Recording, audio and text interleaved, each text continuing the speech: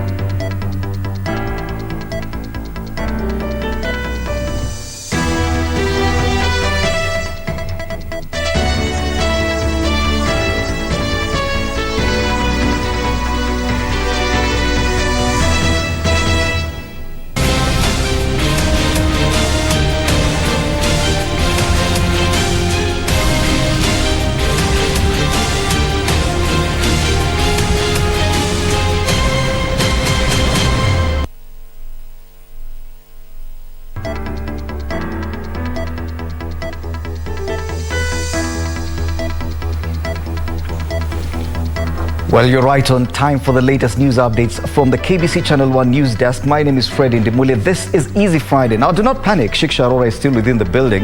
And later on this show, she'll be talking to your favorite girl band, the band Becca. So start tweeting. Easy Friday is a hashtag to use. My Twitter handle is @Indimuli. You can also tweet @Shiksha Arora _ and at KBC Channel 1. We'll also be having business news as well as sports news. So do stand by for a very interesting Easy Friday bulletin. But first, let's take a look at the day's highlights. I need to clarify on the issue of the political rallies. And in my announcement and directions and instruction I've given to all members of the National Police Service, I was very clear. These meetings, according to the MOH protocols and presidential directions, stands banned. Not yet out of the woods. Kenyans warned health facilities stretched beyond limit as government raises a red flag over the deadly COVID-19 Delta variant. Empirical evidence is abound, demonstrating that increased school connectivity yields long-run social economic benefits. Pleading a case for the millions world poor children. President Kenyatta rallies leaders to invest more in education in his London tour. Historia hii Mukuru ni kusema kuna mzee alikuwa huko anaitwa Njenga na ndugu yake alikuwa anaitwa Ruben. And what's in a name? Reconstructing the origin of the name Mukuru kwa Njenga in Kenya's capital on this Easy Friday.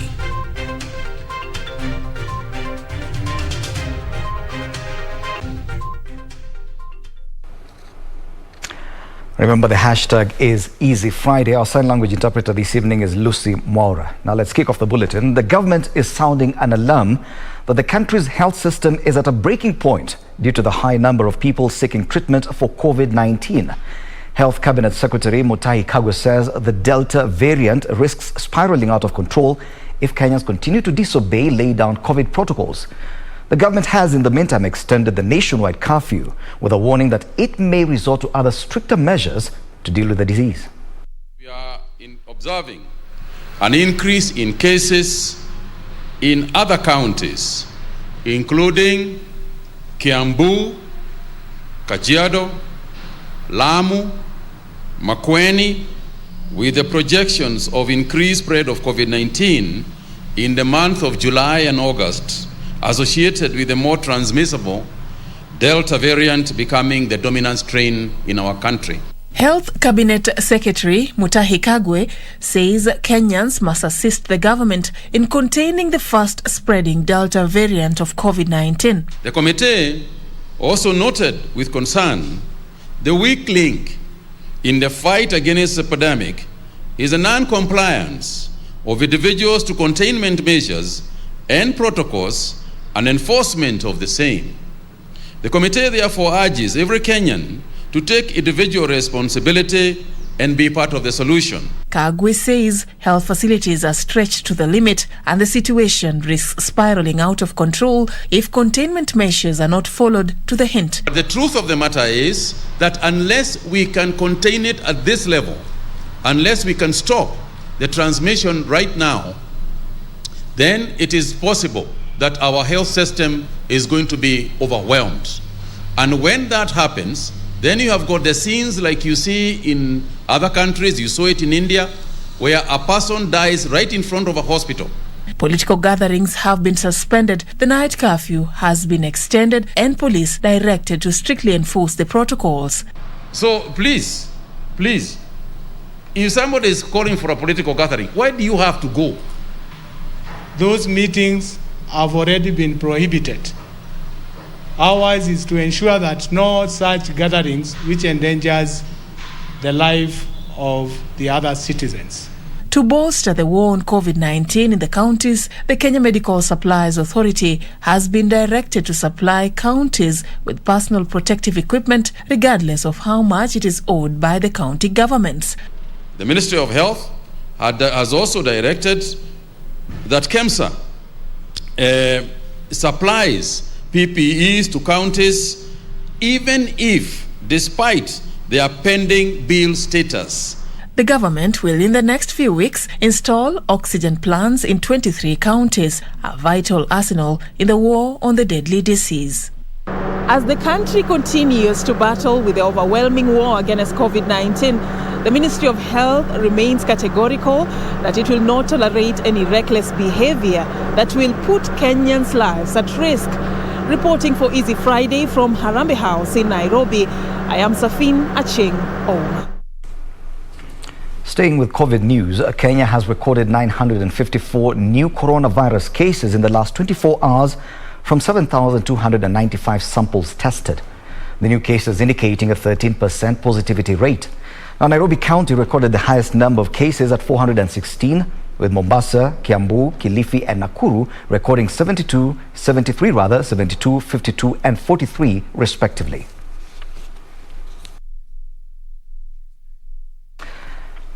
Meanwhile, the county government of Kilifi says it has deployed a raft of measures to curb the spread of the coronavirus, whose prevalence rate stands above 15% in that county. Beginning Saturday, all burials will be required to take place within 48 hours, regardless of the cause of death. Open-air markets will also be closed for 30 days. 3 months alone, 80 people in Kilifi County have succumbed to COVID-19. Disobedience of containment measures have been identified as one of the impediments to the war on COVID-19. Kwa wakati huu tutalenga wale wako na uzito ya majukumu fulani katika sehemu fulani. Beginning Saturday, open air markets will be shut down for 30 days. Isisemekana kwamba kwa sababu ile siku moja tumefunga eti watu maisha na uchumi itadorora. Tunawasihi waendelee kuuza bidhaa zao zile sehemu ambao kawaida wanauza. Overnight vigils have also been banned and residents urged to bury their dead within 48 hours. Hatutakubali kuweka mwili katika mochari zetu, na si mochari zetu peke yake za hospitali za umma, lakini hata zile za kibinafsi. Tumeona wanasiasa katika jimbo hili wakiendeleza kuwa na mikutano kadhaa. Ole wako. Lakini pastor yote, imamu yote ambaye hata baada kuona idadi ni kubwa na endeleze harusi ama ibada ya wafu, basi bwana komanda hapa atakuwa mgeni wake na tutampeleka kotini. Ikiwa michezo itachezewa kwako, wewe tu ndio tutapeleka kotini. Tumekubaliana na NTSA jana, kesho kutakuwa na sako moja ambayo itakuwa suspended kwa muda wa siku 7. Ndio ijulikane ya kwamba yenye tunasema tunamaanisha. The county government says it will go leaps and bounds to ensure it curbs the spread of the deadly disease. Kuna mtu ambaye anafurahikia kutangaza mikakati kama hii. Isichukuliwe kwamba tumeanza kubana nafasi za wananchi. Tunafanya hivi kwa sababu tunataka kulinda maisha ya wananchi. Lengo letu litakuwa ni kupunguza ujeuri. Juni Karisa Mbele from Mombasa County. Away from health matters, President Uhuru Kenyatta has rallied world leaders to continue investing in education by formulating policies and increasing domestic resource allocation to the sector. The president also underscored the importance of embracing digital technology and harnessing its full potential in education. The head of state spoke in London at the end of the two-day Global Education Summit that he co-hosted with British Prime Minister Boris Johnson. The head of state underscoring the need for world leaders to enact policies and increase domestic resource allocation to the education sector. I envision a future where such engagements are not going to be the exemption but the rule. A learning experience that embraces technology and harnesses it to its full power. We imagine a world where every child has access to digital technology as a tool to learn as much as they wish and to experience the world from the comfort of their classrooms or their homes. And that is why one of my main messages throughout this campaign has been the advancement of EdTech through scaling up investments and efforts towards digitized learning. The president said Kenya is proud to lead global efforts to deliver the resources needed to enable millions of children across the world access quality education. Empirical evidence abound, demonstrating that increased school connectivity yields long-run social economic benefits. Indeed, as reported, a 10% increase in school connectivity can increase the effective years of school for a child by 0.6% and increase our GDPs per capita by 1.1%. He applauded the solidarity exhibited by countries that heeded to the call to support the Global Partnership for Education and expressed confidence that the fundraiser would achieve the $5 billion target by 2025. Let us remember that even though money is necessary for transforming our education systems, it alone is not sufficient. A deliberate, committed drive towards ensuring that each dollar investment impacts quality and holistic education for our children is equally as vital. The resources raised through this project will provide a catalytic support needed to more than 175 million boys and girls in school and enroll 88 million others, among them 46 million girls. In his address, UK Prime Minister Boris Johnson said education is the panacea for the challenges facing the world. This is the silver bullet. This is the magic potion. This is the panacea. This is the universal cure. This is the Swiss Army knife, complete with Allen key and screwdriver and everything else, that can solve virtually every problem that afflicts humanity. The real question is, do we have the will? The will to prevent the pandemic's economic fallout from shrinking domestic education budgets. The will to seize this once-in-a-generation opportunity to unlock the future we want for children. Nancy Okware, Easy Friday. Back home, 5 schools in Laikipia West constituency have been closed due to persistent banditry attacks in the area. This comes barely a day after Interior Cabinet Secretary Dr. Fred Matiang'i visited the area, that's North constituency, where he ordered all illegal herders out of private ranches. By Thursday, more than 20 homes in Wangwashi and Bondeni villages in Olmoran ward, which border the Laikipia Nature Conservancy, had been attacked and an unknown number of livestock stolen. Wakaaji wa Wangwashi kutoka Ijumaa wamekuwa na shida ya wizi kila siku. Naomba serikali na ninaomba Bwana Matiang'i, kwa sababu alitupatia siku 14 na atatuongezea, atatupatia NPR. Ajue kuna Laikipia West na kuna Laikipia North pahali tulikuwa, na kama itawezekana akipunguza hizo siku, tafadhali naomba tena wakuje hapa. Residents say attacks by bandits and cattle theft continue with reckless abandon. Kijiji ya Wagwashe tuko na miaka mingi sana tukiwa na shida ya wafugaji wenye wanakuja kushuga na wanatuibia mali zetu. Sasa walikuja usiku wa saa 6 na walikuja na mabuduki na walisuguka boma zetu. Some 2,000 students have been forced to skip school due to the obtaining situation. Hapa kwa hii shule hakuna usalama, na ndio wazazi wakakuja wakachukua watoto wao wakaenda na wao nyumbani mpaka na hawatarudi mpaka kuwe na usalama kwa hii shule. The government has given illegal herders 7 days to vacate ranches in the region as part of ongoing efforts to bring peace in the region. Some hundreds of kilometers away, Garissa County Commissioner Boaz Cherotich has given residents of Lagdera sub-county a 2-week amnesty to surrender all illegal firearms to police. Speaking during a peace meeting in Lagdera that brought together national and area leaders, Cherotich said the government will not tolerate anyone destabilizing peace efforts. Elezeni hao vijana muda wao hiko. Hata kama hawataki kujilazimisha kuleta kwa polisi, waje walete tu mahali wafiche bunduki, waseme bunduki iko mahali fulani.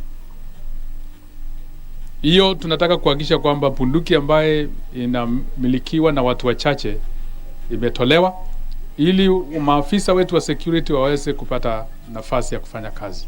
Reporting for Easy Friday, my name is Yusuf Hilo. To the corridors of justice now, where a 30-year-old man has been sentenced to life in prison for defiling his 6-year-old daughter.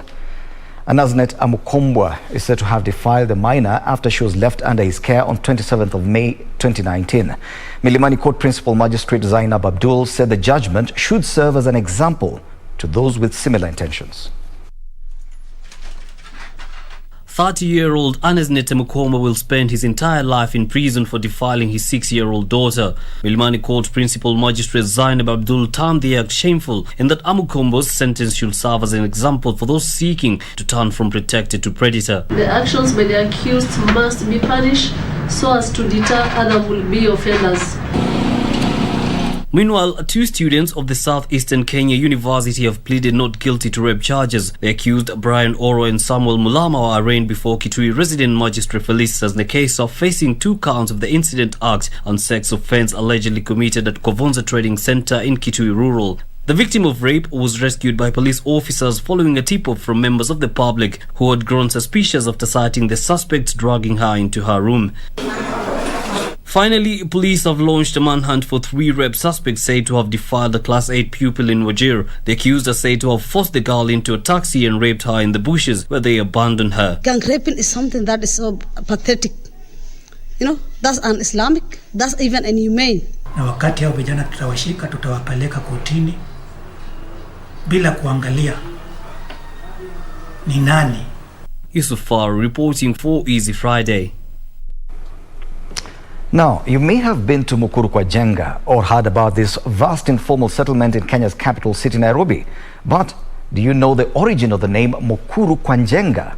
Our reporter Jackie Wambiru set out to find out. Mukuru kwa Njenga is one of the largest informal settlements in Kenya's capital city of Nairobi. It is situated in the industrial area, approximately 7 kilometers southeast of the central business district. The railway runs between Mukuru kwa Njenga and Mukuru kwa Ruben, with the Ngong River cutting across the two. Have you ever thought of where the name Mukuru kwa Njenga originates from?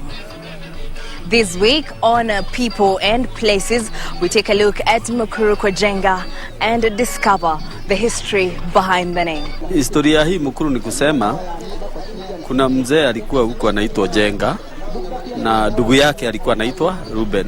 There was brothers. Sasa ndio walikuja huku wa kwanza, sasa wakaweza kuingia katika upande hii na upande hii wakakuwa hali moja, sasa wakakuja huku. Na kwa sababu ya ile Mukuru ilikuwa huku, wakaita Mukuru kwa Njenga na Mukuru kwa Ruben. Hiyo sijui vile ilikuja. Sijui. Fari ndio inaitwa Mukuru. Mukuru means valley or quarry in the Kikuyu language. According to Mukuru kwa Njenga Nyumba Kumi member James Kariuki, the settlement can be traced back to Kenya's pre-independence.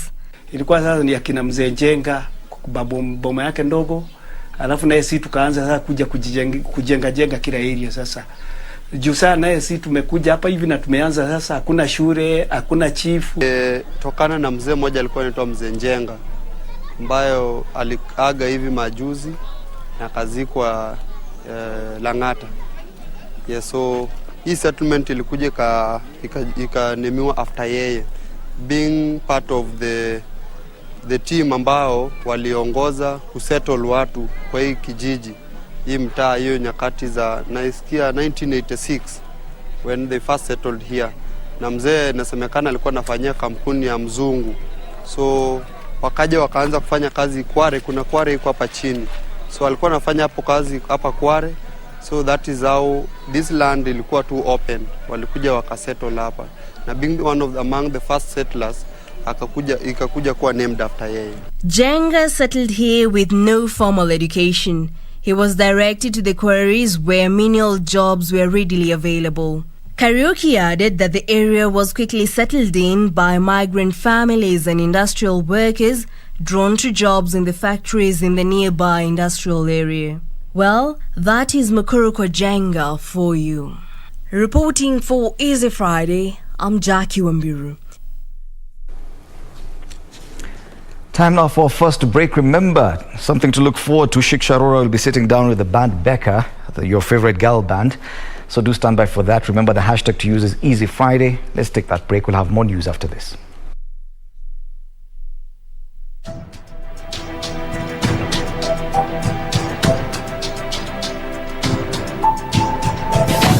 The Kenyan people were being given opportunity to look at our constitution and to see what aspects of it can be reformed, and why and how. And in particular, we would like to see that the recommendations of IPPG, while not complete, are followed, so that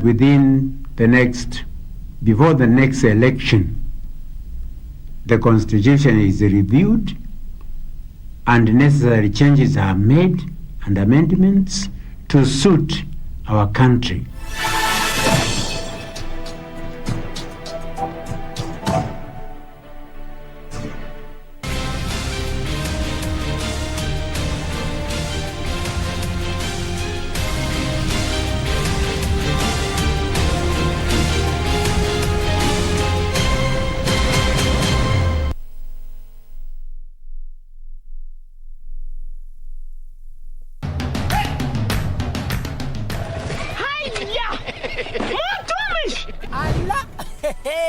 Nissan Serena ndio hii, na unaweza kuwa wewe ndio tunapikia simu. Kodi ya Nissan Serena ni NS, alafu kisha kwenye amount ni 50 bob. Hii Nissan Serena tunakupatia na shilingi 50. Kujiunga na QuickBid ni rahisi. Enda kwenye M-Pesa, bonyeza paybill, kisha weka business number 4032353. Kwenye account weka kodi ya bidhaa unayotaka na bid yako ya chini zaidi, kwa mfano TV 16, kisha weka shilingi 20 tu kama idadi yako. Weka bid yako pia kwenye www.quickbid.co.ke. Kumbuka, bid ya chini zaidi ya kipekee ndio hununua. QuickBid, bidhaa bora kwa bei ya chini.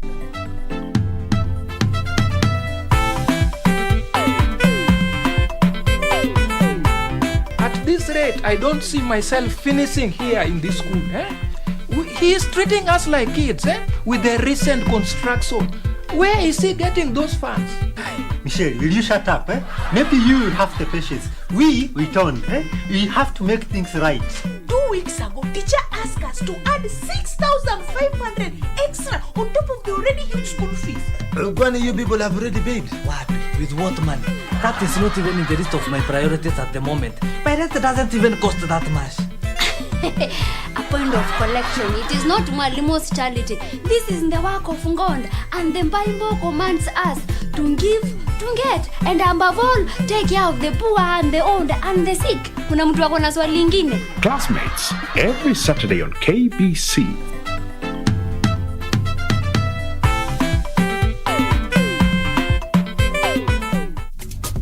This is where it all began. As the mother of broadcasting in Kenya, you can trust KBC to bring you authentic authentic news and programs to your living room. As KBC, we take pride in our unrivaled heritage as Kenya's trusted national broadcaster. Commanding over 92% digital television signal coverage of our country, 23 radio services that cut across our entire language spectrum, a national, regional and international digital presence backed by the most experienced and top-notch broadcast professionals in the industry. A very good evening to you. The new look Kenya Broadcasting Corporation is truly ahead of the pack. Turn to the mother of broadcasting in Kenya for stories that resonate with our identity, our aspirations as a people united in purpose. Real stories of hard work, of passion, of creativity, of big dreams. Stories that cement our nationhood. Stories that bring us together as one. We take pride in our shared heritage and destiny. KBC. Informing, educating and entertaining Kenyans as one nation. KBC. Kenya's listening. Kenya's watching.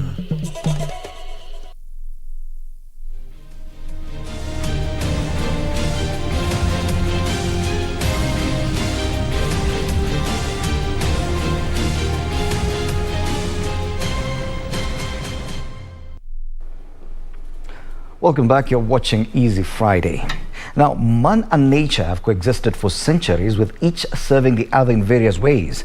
When man conserves nature, it in turn provides him with shelter, food and even medicine, among other benefits. This is the story of the Manilkara discolored tree, popularly known as Mugambera, in Karura forest, that was used by the Mau Mau fighters as a communication post and shrine.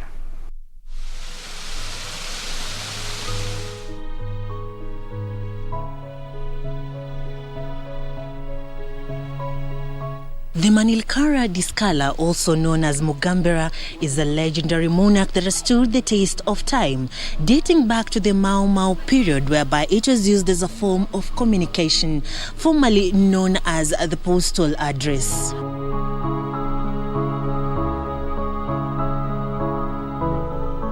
On a rock beside the ancient caves that are formed over the years from periodic floods in the volcanic trachyte rocks, it stands tall, dwarfing the younger trees that have come before it. Besides its allure of being one of the oldest trees in the Karura forest, this tree also has a unique historical importance. This is the Manilkara discala tree in its scientific name, or simply forest milkberry. It's also popularly referred to as Mugambera by the Kikuyu and Munguladogi by the Kamba. Furthermore, it's located in the heart of the Karura forest, a haven of a canopy of trees, waterfalls and rivers. Within the massive tree facing the ancient caves is a dark hole that served as the post office for the Mau Mau freedom fighters in the 1950s. This tree was being used as a communication post office, where they could bring letters from another area. They bring the letters here for the people who are here to come and read them. So when they bring the letters, the people of this area could come, pick and leave the just there. So it was a good way for communication. Besides being the main communication post, Mugambera was also a shrine for the community. This tree could not be cut down because it is kind of a sacred tree. Just being next to a cave, the community around here, especially the Kikuyu community, would see it as a place where they could come and pray. The tree also produces edible fruits, and those of a species are loved for timber. This tree is about 100 years old and is one of our trademark in Karura, and is also associated with the cave. As such, hunters and gatherers, pastoralists and farmers frequented the area. If the Manilkara, Diskala or Mugambera tree could talk, it will tell tales of the fight for independence by the Mau Mau fighters, the prayers offered here by the community that lives nearby, and the solace sought by every type of person that passes here every day as it continues to stand firm with a gentle river flowing unperturbed. For Easy Friday, I'm Serafina Robbie. To some politics now, a section of members of parliament from Kakamega County insists that ANC party leader Musalia Mudavadi should be the presidential flag bearer for the One Kenya Alliance. Speaking in separate forums in Kakamega County, the lawmakers rallied behind Mudavadi's presidential bid, vowing to ensure he clinches the top seat. Day after ODM bolted out of NASA to seek new alliances with like-minded parties, a section of MPs allied to ANC are exerting pressure on their party leader Musalia Mudavadi to ensure he is on presidential ballot in next year's general election. Sisi tumetumiwa vibaya kwa muda mrefu. Viongozi wengine wa kisiasa wanafikiria ukitaka kupata mahali kuna kura rais, enda kwa Waluhya. Tumeambia Mheshimiwa Wycliffe Musalia Mudavadi ya kwamba asiposimama kutetea kiti cha urais 2022 tutalima yeye vibongo ila hajaiona tu. Vitu ikibaki vile iko hivi halafu Raila Kalonzo hawezi kuunga mkono Musalia Mudavadi, mimi nitapigia William Ruto kura. Lakini ikiwa mkijana wetu atasimama na wengine wamuunge mkono and we have a realistic chance, tutakufa na wetu. Okay? MPs Christopher Aseka of Huisero, Titus Hamala of Lurambi, and Enoch Kibuguchi of Likuyani say it's time for the Luhya community to take up the leadership of the country. Wycliffe Musalia Mudavadi is a presidential candidate next year. Tuwe kwa coalition ni sawa. Tusipokuwa kwa coalition, tuko na chama. Watu wanasema nataweza. Na wale walikuwa wanaweza. Bado wanangangana saa hii, kama walikuwa wanaweza wanangangana nini? Mheshimiwa Raila Amolo Odinga amejaribu kutafuta urais akipiga miss. Amegonga sijui 2020 wapi 2007 miss. 2017 miss. Si ape Musalia Mudavadi mwenye ako na mbegu ambaye iko tayari, aweke ndani hii mimba ishike mara moja, tuende wapi? Musalia Mudavadi, Ford Kenya Party leader Moses Wetangula, KANU's Gideon Moi and Wiper's Kalonzo Musyoka have committed to work together under One Kenya Alliance in 2022. Kevin Washira, Easy Friday.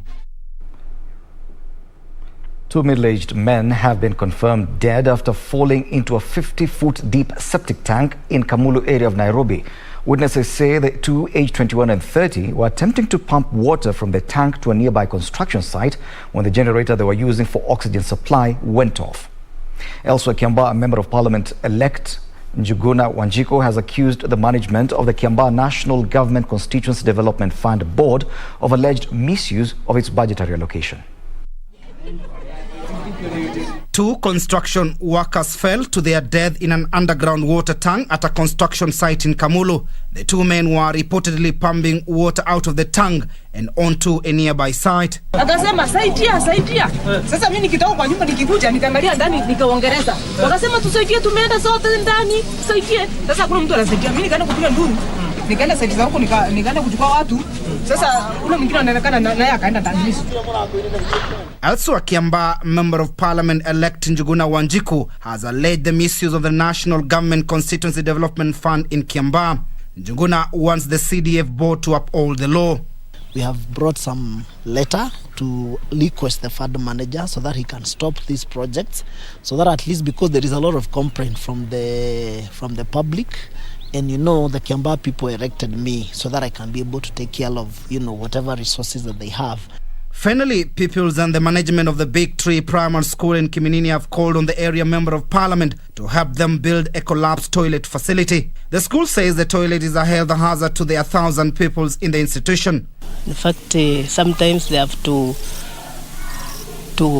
queue for them to be served in these toilets. Tuna aji mbunge wa Kiminini Dr. Chris Wamalwa aache kungarisha tu shule za barabara peke yake ambazo zinaonekana ili hali interior schools are in pathetic situation. Reporting for Easy Friday, I'm Timothy Kepnoso. Yes, remember our promise, do stand by for that interview. Your favorite girl band, the band Becca, will be in studio. Shiksha, Arora will be sitting down with them much later on in this bulletin. Let's now take another break. Karura and Njenga will have the business news after this.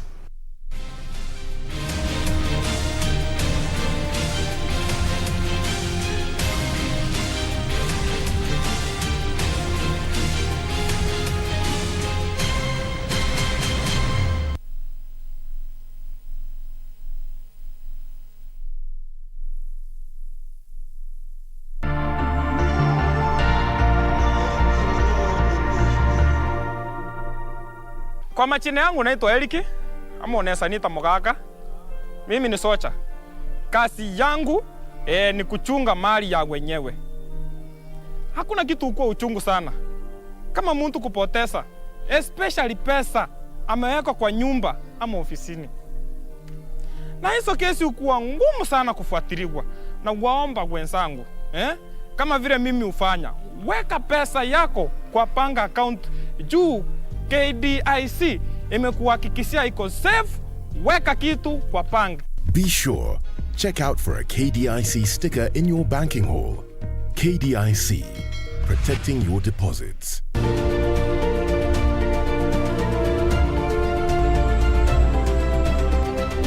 My name is Ian Lemayan and I'm a wildlife warrior. When I was born, there were over 25,000 of these animals. Today, there are fewer than 1,000. Why should we watch the extinction of an animal that was there before us? Shouldn't we be feeling so guilty trying to finish a species that has existed over these years? We need them for ourselves. We need them for them to be them. We need to see them grow. This is Wildlife Warriors, and I'm Paula Kohombi.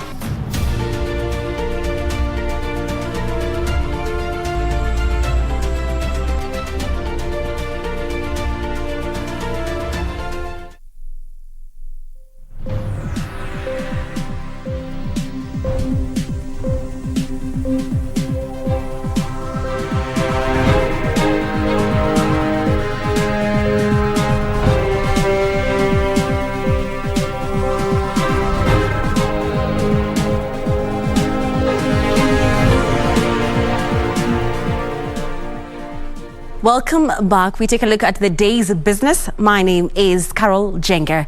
Now, the government has released cash for purchasing certified pyrethrum seedlings in 18 high-potential counties in efforts to revitalize farming. Agriculture Cabinet Secretary Peter Munya says the government is keen on scaling up pyrethrum production to meet demand in the domestic and global markets. Let's take a look at that story. Underfunding coupled with delayed payments for supplied pyrethrum has trimmed the growth of the once vibrant pyrethrum subsector. Last year, the government injected 1 billion shillings and appointed a new board at the Pyrethrum Board of Kenya to jumpstart the crop's revival efforts. And Friday, Agriculture CS, who was in Molo, Nakuru County, for a consultative forum on pyrethrum, announced the government would release 40 million shillings for purchasing of certified pyrethrum seedlings in a bid to ramp up production in 18 high-potential counties in efforts to increase the acreage under the crop from the current 2,000 to 10,000 acres in the medium term. Tunaanza hapo kwa mbegu. Tuhakikishe kuna quality mbegu ambayo wakulima wanaweza kupanda. Na kama vile gavana alisema, kwanza ni kujua kama watu wako na haja wanataka. Sasa tumeona watu wanataka. Confidence imerudi. Kama confidence imerudi, sasa ni sisi kuenda kule mbele nyuma tuanze kujipanga kuhakikisha umepata miche ya kutosha ya kupanda. The funds will be disbursed through counties immediately to facilitate the purchase of the seeds to enable farmers to plant the crop before the onset of the short rain season. Seedlings inunuliwe na isambazwe kwa wakulima wapande kwa mvua huu. MCA wenu ameniambia ni kama mvua hii itaendelea vile imekuwa predicted, itaendelea mpaka Disemba. Kwa hivyo this is the right time to plant. Even as we do the other work of propagating proper seedlings in the laboratory. Mumea itatusaidia twende mbali sana. Na mimi nafurahi kwamba wakulima wamekuja hapa as a demonstration of confidence that we can revive pyrethrum. The Nakuru governor said a vibrant pyrethrum value chain will help shore up rural economies by providing on and off-farm jobs. East African Breweries Limited saw its full year net profit reduced 1% to 6.96 billion shillings on the back of depressed sales and tax charges. The brewer says COVID-19 related restrictions as well as the general reduction in disposable incomes across the countries it operates negatively impacted its business, with the company withholding dividend payout. The confirmation of COVID-19 cases in Kenya and Uganda saw the countries impose measures aimed at containing the spread of the coronavirus. This included closure or reduced capacity in bars, restaurants, as well as wines and spirits outlets. In addition, Kenya and Uganda introduced curfews and restricted movements in some regions. To weather the tough operating environment, East African Breweries Limited says it invested in brands, expanded capacity and sustained productivity initiatives, which helped grow its net sales by 14.7% to 85.96 billion shillings. However, the impact of cost inflation, adverse foreign exchange and tax charges trimmed the brewer's bottom line, that reduced by 1% to 6.98 billion shillings. We are happy about the growth we've achieved because it's been delivered under very, very tough trading environment. This improvement has also been aided by the relaxation of the COVID-19 restrictions, mainly in Kenya, which contributes over 2/3 of our revenues. The firm plans to focus on business recovery to grow top line and recover margin. We believe that the ongoing COVID vaccine programs will help expand economic opportunities as income slowly revert to pre-pandemic levels. We continue on the path to recovery, with our focus being to emerge stronger in terms of both the top line, the margins, the free cash flows and the balance sheet strength.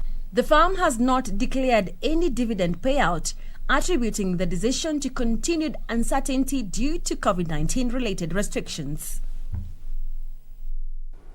Now to what's happening in the corporate world. Manufacturers have started to feel the impact of the new raft of Akon student accommodation rates, says its net asset value has increased 3.3% to 4.35 billion shillings since its launch in February this year, driven by progress made in various developments. The company has approved the payment of an interim dividend of 62.90 million shillings. Here are the details of this and other stories in our corporate briefs. The firm says the average occupancy during the 5 months was 85%, which helped achieve a net income of 79.36 million shillings against a target of 33.47 million shillings. Akon Investment Management Limited MD Raghav Gandhi says the company has approved the payment of an interim dividend of 62.90 million shillings, which represents an 80% payout of net income as per the rate regulations. The Akon Green Bond upsizing was oversubscribed by 46%, which means that we actually received interest of close to 2 billion, or actually over 2 billion, for the upsizing. Meanwhile, Safaricom shareholders on Friday endorsed the setting up and incorporation of the Safaricom Telecommunications Ethiopia PLC. The company will begin operations in Ethiopia by next year. The new company is expected to create digital transformation that will positively impact the economic and social lives in Ethiopia, which has a population of 112 million people. This license opens the door for a fresh chapter of growth for Safaricom and our consortium partners. Finally, Lower Kuja Irrigation Scheme Manager Kenneth Oma says expansion of the project has motivated farmers in the area to diversify to other crops such as horticulture. Oma says this has created jobs for residents who are now involved in weeding, planting and harvesting of crops farmed there. We encourage farmers in this area to put farming seriously. because this one is going to address the issue of food security in this region. For Easy Friday, I'm Brian Munyoki. And that roundup brings to a close business news for tonight, but do not change that dial. Richard Munga is coming up next with the sports update. My name is Carol Njenga. Have a good night. See you next week.